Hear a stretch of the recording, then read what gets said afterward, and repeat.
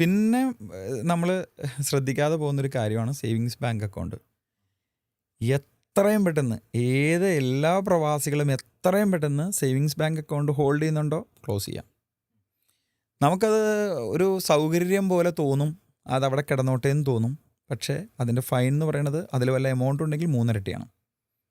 ഇനി അതല്ലെങ്കിൽ ഓരോ ദിവസത്തിന് 5000 വെച്ച് ഫൈൻ വരാം. ഓരോ ദിവസത്തേക്ക് എത്ര നാൾ ഹോൾഡ് ചെയ്തോ അതാണ് അതിൻ്റെ നിയമം. പക്ഷെ അത് പലവർക്കും വന്നിട്ടില്ല. അപ്പോൾ എല്ലാവരും വിചാരിക്കും സൗകര്യമാണല്ലോ എന്ന്. അത് ചെയ്യരുത്.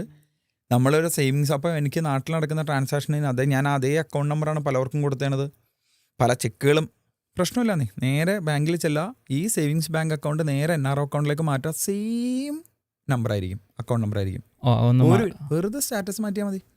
അപ്പോൾ അവർ ബാങ്കിനെ അറിയിച്ചു കഴിഞ്ഞാൽ അവർ ഈ സെയിം അക്കൗണ്ടിനെ NRO അക്കൗണ്ടായി മാറ്റും. നമ്മളെല്ലാ ട്രാൻസാക്ഷനും അതുപോലെ കണ്ടിന്യൂ ചെയ്യും. ഒരു കാരണവശാലും സേവിങ്സ് ബാങ്ക് അക്കൗണ്ട് നമുക്ക് ഹോൾഡ് ചെയ്യാം. നിയമവിരുദ്ധമാണ്. 5000 രൂപ വരെ ഡെയിലി ഫൈന് വരും. അല്ലെങ്കിൽ എത്ര രൂപയാണെന്ന് അത് 3 ഇരട്ടി വരെ വരാം.